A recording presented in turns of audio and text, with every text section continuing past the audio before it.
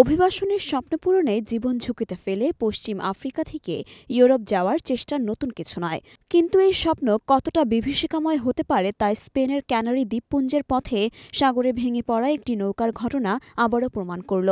বুধবার মরক্কো উপকূলের কাছে নৌকাডুবির ঘটনায় প্রাণ হারিয়েছেন অন্তত ৫০ জন অভিবাসী, যাদের বেশিরভাগই পাকিস্তানি নাগরিক। ১৩ দিনের যন্ত্রণাময় সাগরযাত্রা শেষে কোনো সাহায্য ছাড়াই সলিল সমাধি ঘটে তাদের।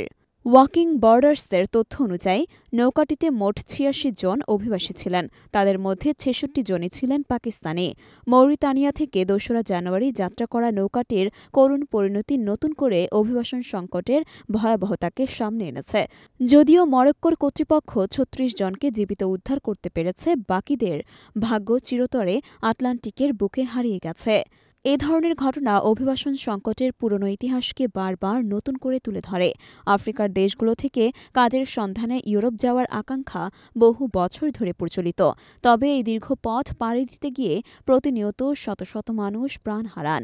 ২০২৪ সালেই আটলান্টিক পাড়ি দিতে গিয়ে রেকর্ড ১০,৪৫৭ জনের মৃত্যু হয়েছে, যা প্রতিদিন প্রায় ৩০ জনের মৃত্যুর সমান। এদের অধিকাংশই মৌরিতানিয়া, সেনেগাল সহ পশ্চিম আফ্রিকার বিভিন্ন দেশ থেকেই ইউরোপের স্বপ্ন দেখতেন। এ সংকট সমাধানে আন্তর্জাতিক সম্প্রদায়ের ভূমিকা প্রশ্নবিদ্ধ। নৌকাডুবির ৬ দিন আগে থেকেই সংশ্লিষ্ট কর্তৃপক্ষকে সতর্ক করা হয়েছিল, কিন্তু যথাযথ ব্যবস্থা না নেওয়ার কারণে আরেকটি ট্র্যাজেডি ঘটে গেল। এ ঘটনায় স্পেনের ম্যারিটাইম রেস্কিউ সার্ভিসও কোনো সুনির্দিষ্ট পদক্ষেপ নিতে পারেনি।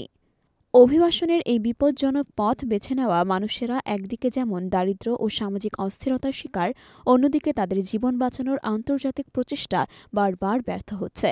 ফলে সাগরের বুকে এরকম আরও অনেক মর্মান্তিক ঘটনার পুনরাবৃত্তি হওয়ার আশঙ্কা থেকেই যাচ্ছে।